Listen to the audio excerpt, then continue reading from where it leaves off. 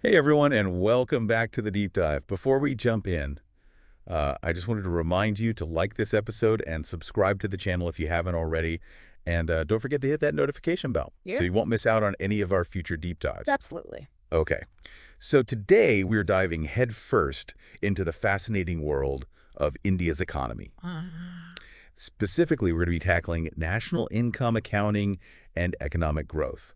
So think GDP, unemployment, inflation, all that good stuff. The whole shebang. Exactly. And this is essential stuff, not only for those of you prepping for the UPSC, but also anyone who just wants to have a better grasp of how the Indian economy ticks. Absolutely. We've got a treasure trove of reports and analyses to unearth. So yeah, buckle up. And joining us to navigate this financial maze is our expert, Hi, everyone. who I have to say has an uncanny ability to make sense of it all. I try my best. You do a fantastic job. Thank you. Okay, so let's kick things off with the foundation here, which is national income. What exactly is it, and why should we care about it, whether we're aspiring bureaucrats or just, regular folks? So imagine you're trying to get a sense of how well a business is doing. Okay. You'd want to look at its total earnings, right? National income is kind of similar. Right. Like the grand total of all the economic activity happening in India, the value of all the goods and services produced in a year. Right. This figure gives us a sense of the nation's economic health Uh-huh. and helps us understand where we stand as a country. So it's like taking the pulse of the entire Indian economy. Exactly. Okay, so to keep track of this massive economic engine, we have something called national income accounting, or NIA. Yes. And I'll admit, I'm already picturing mountains of spreadsheets Oh, yeah. and calculators. Absolutely. And- It is a complex system. Yeah. Imagine trying to keep tabs on every rupee earned and spent across a country as diverse and as vast as India. Right. National Income Accounting, NIA. It sets the rules and definitions for how we measure things like GDP. So you can think of it as like a universal language for economics that allows us to compare India's progress with other countries. Right. So it's like a common economic language that everyone can understand. Exactly. Okay. Yeah. But India has a massive informal sector, right? Like street vendors, small businesses, all that kind of stuff. Yeah. How does NIA capture all of that? Yeah, you've hit on a major challenge. Yeah. The informal economy, with its cash transactions and often undocumented activities, can be really tricky to pin down.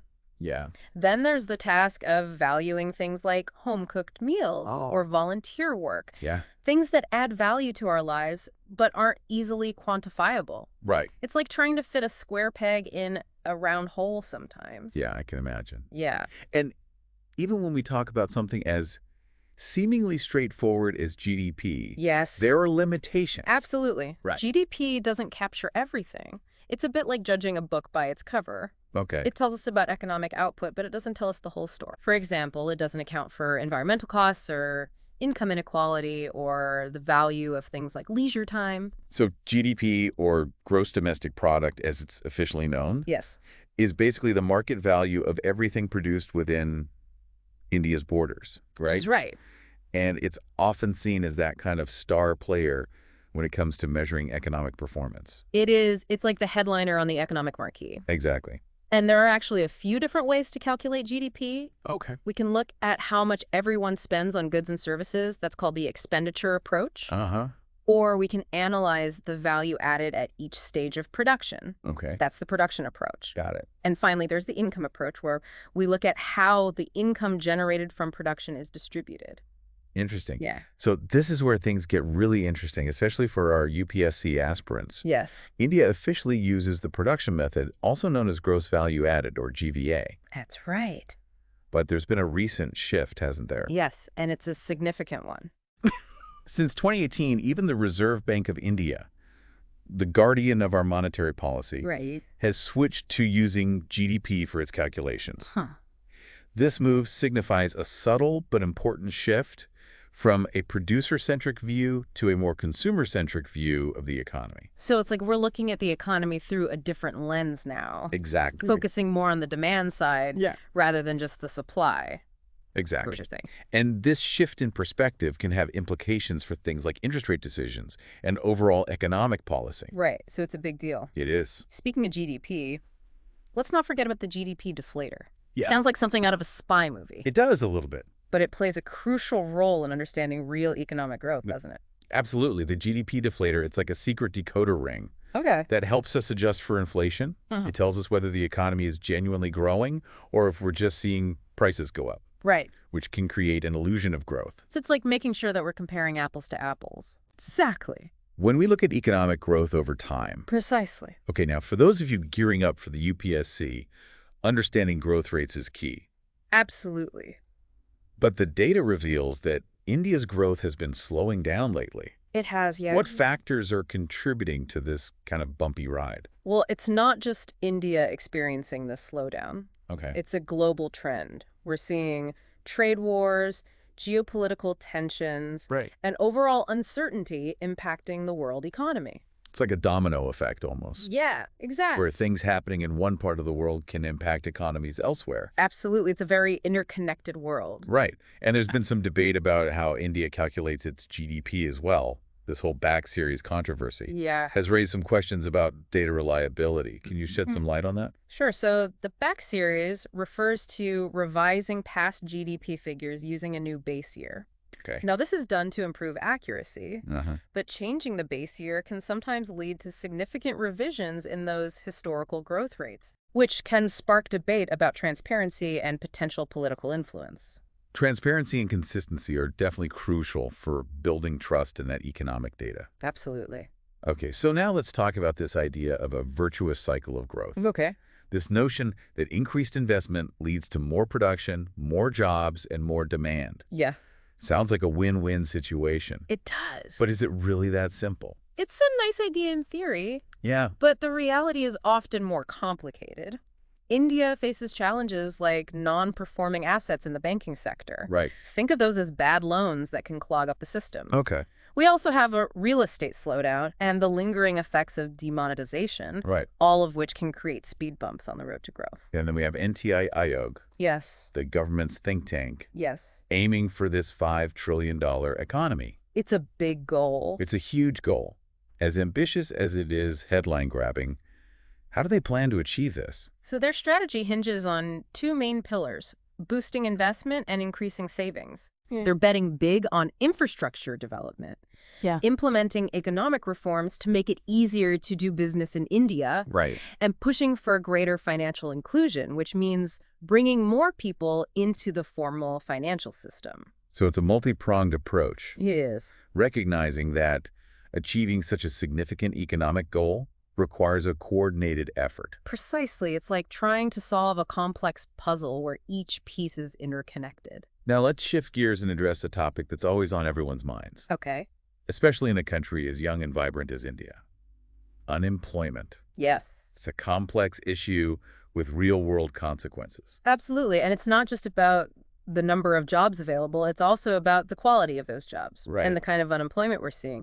Are people unable to find any work at all, or are they stuck in jobs that don't fully utilize their skills? Right, so it's about more than just having a job. Exactly. It's about having meaningful and fulfilling work. Absolutely. And the data paints it's a somewhat concerning picture. It does. Reports show that unemployment in India hit a 45-year high in 2017-18. Yeah. That's a stark reminder of the challenges we face. It is a concern. Yeah. And it highlights the need for policies that not only create jobs, but also equip people with the skills they need to thrive in a rapidly changing job market. And it's not just cyclical unemployment, which is tied to, the economic ups and downs. Right. We also have to consider structural unemployment, which is more deep-rooted and often stems from a mismatch between the skills workers have and the skills employers are looking for. Precisely. And then there's frictional unemployment, which is a natural part of a dynamic economy Okay. that refers to the time people spend between jobs as they search for new opportunities or transition between careers. Right. Yeah. Here's a statistic that always jumps out at me. More workers in India are employed in the unorganized sector than in the organized one. Right. That means a significant portion of the workforce lacks the security and benefits that come with formal employment. That's a crucial point, and it underscores the importance of strengthening the informal sector, Right. improving working conditions, and extending social safety nets to those who might not have access to traditional forms of social security. And new technologies like the GST network and the increasing use of big data analytics could be game changers in helping us better understand and support the informal sector. Absolutely. These tools have the potential to shed light on previously opaque areas of the economy, Right. leading to more effective policies and interventions. And for our UPSC enthusiasts, it's important to be familiar with concepts like the labor force participation rate, or LFPR. Yes. It tells us how many people are actively participating in the job market, either by working or actively seeking work. The LFPR is a key indicator for understanding the dynamics of the labor force. A high LFPR generally indicates a healthy economy where people have opportunities to participate. Okay, deep divers, let's move on to another economic heavyweight. Right? Inflation. Yes. We all feel it in our wallets when prices go up. We do. But what exactly is inflation? What causes it? Imagine a balloon slowly inflating. Yeah. That's kind of what inflation does to prices over time. It's a sustained increase in the general price level, which means our money buys less than it used to. So that favorite snack you used to buy for 10 rupees suddenly costs 12 rupees. Exactly. Your money isn't going as far as it used to. Exactly. And there are a few usual suspects when it comes to the causes of inflation. Okay. One is demand pull inflation, Uh-huh. which occurs when there's too much money chasing too few goods, like a bidding war that drives prices up. Right. Another culprit is cost push inflation, which happens when the cost of production increases. Okay. Maybe due to rising raw material prices or higher wages businesses, then pass those increased costs on to consumers in the form of higher prices. Right. So it's like this chain reaction almost. Yeah, it can be. That leads to those higher prices. Exactly. And then there's built-in inflation. Built-in inflation. This sneaky culprit is tied to expectations.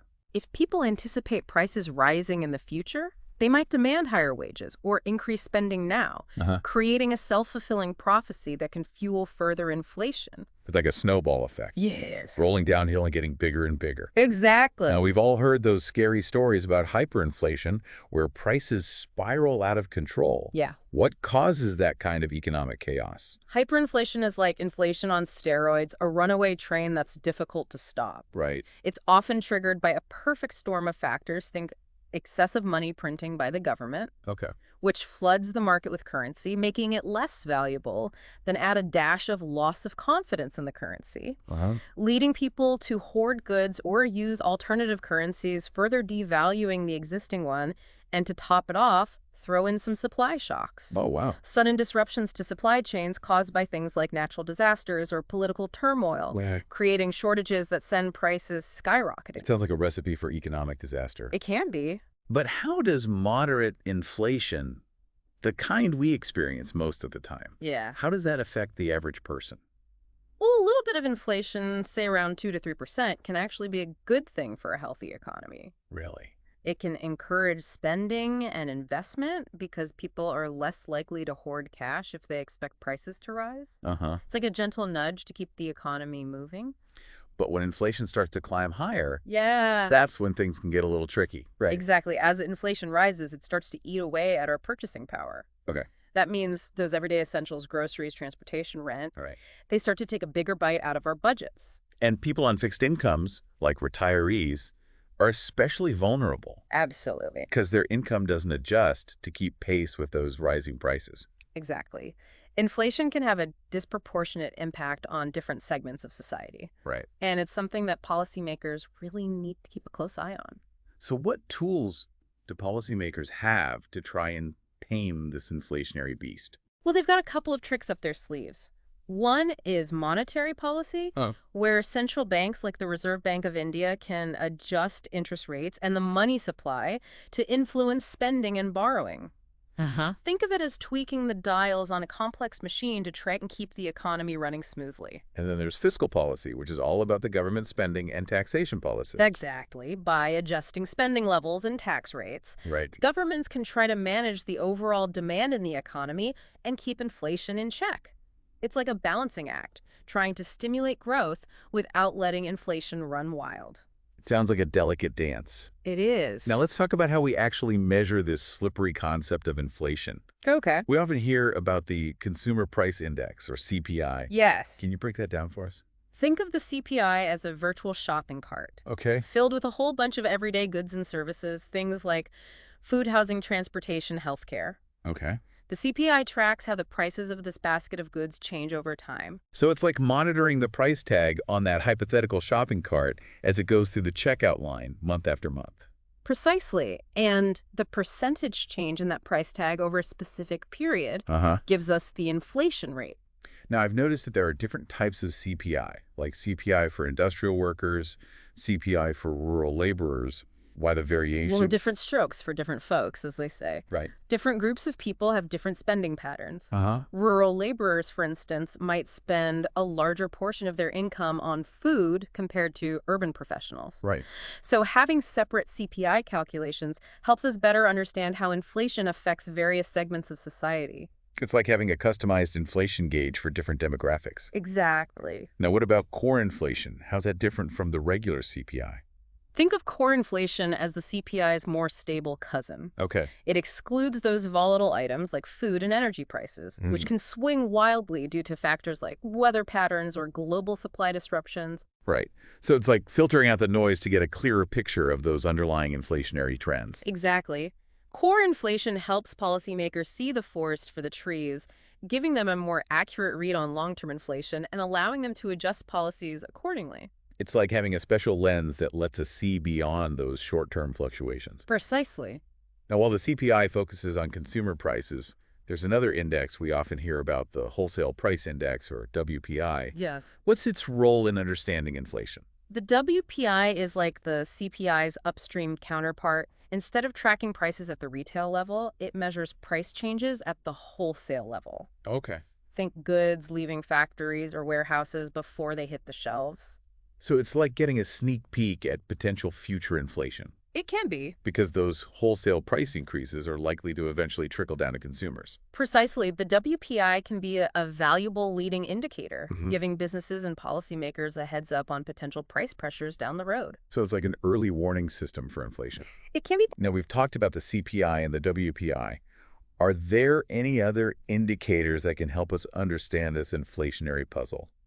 There are a few others worth noting. The Producer Price Index, or PPI, is similar to the WPI, but it covers a wider range of goods and services, Okay. giving us a broader view of producer price inflation. Got it. Then there's the GDP deflator, which we touched on earlier. Right. It's a measure of price changes for all the goods and services included in GDP, allowing us to compare real economic output over time. And don't forget about inflation expectation surveys. Okay. These surveys tap into the minds of consumers and businesses. Right. Asking them about their predictions for future inflation, they can provide valuable insights into how inflation might unfold down the road. It's like having a whole team of economic detectives. Yeah, Each with their own specialized tools for investigating inflation. I like that. Now let's shift gears and explore another crucial economic indicator, Okay. the Index of Industrial Production, or IIP. What does this measure tell us about the health of the Indian economy? Think of the IIP as a barometer for the manufacturing sector. Okay. It tracks changes in the volume of industrial production across a wide range of industries, from mining and quarrying to manufacturing and electricity generation. So it's like taking the pulse of India's industrial heartland. Exactly. And a healthy industrial sector is usually a good sign for the overall economy. When factories are humming and production is up, it generally means the economy is expanding. And the IIP can also provide valuable insights into specific industries, right? Absolutely. If the IIP for, say, the automobile industry